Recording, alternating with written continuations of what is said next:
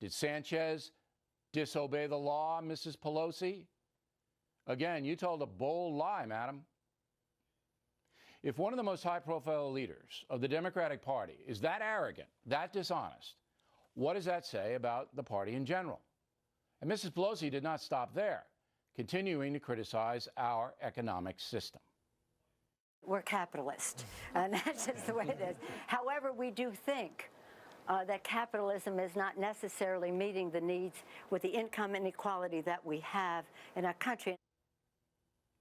So Americans who are not ideological are hearing this kind of stuff, that sanctuary cities are acceptable, that capitalism is not, quote, meeting the needs of our people. They turn away. But the Democratic leadership doesn't seem to understand that, even though they lost the election. In fact, Senator Tim Kaine...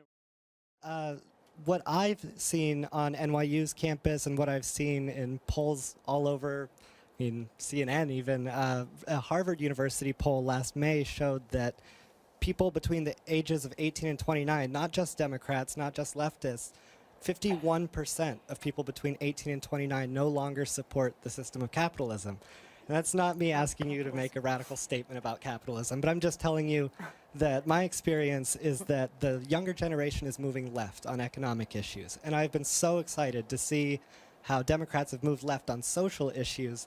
As a gay man, I've been very proud to see you fighting for our rights and for many Democratic leaders fighting for our rights. But I wonder if there's anywhere you feel that the Democrats could move farther left to a more populist message, the way the alt-right has sort of captured this populist strain on the right wing, if you think we could make a more stark contrast to right-wing economics. Well, I thank you for your question, but I have to say we're capitalist, and that's just the way it is. However, we do think that capitalism is not necessarily meeting the needs with the income inequality that we have in our country. And let me just tell you this. I don't know how much time we have. About 40 years ago, a little bit more now, no less a person in terms of capitalism than the chairman of the Standard Oil of New Jersey said. He talked about stakeholder capitalism.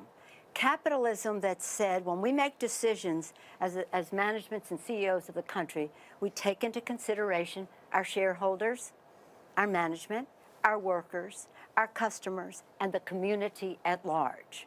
At that time, the disparity between the CEO and the worker was about 40 times more for the CEO than the worker. As productivity rose, the pay of the worker rose, and the pay of the CEO rose. Everything rose together. Around 20 years ago, it started to turn into, maybe 15, 20 years ago, it started to turn into shareholder capitalism. We're strictly talking about the quarterly report.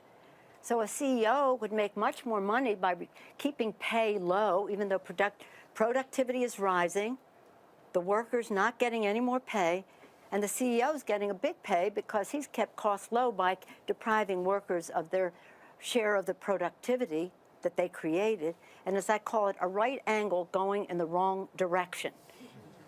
The disparity between the CEO and the worker into the shareholder capitalism is more like 350 to 400 to 1. From 40 to 1 to 350 to 400 to 1.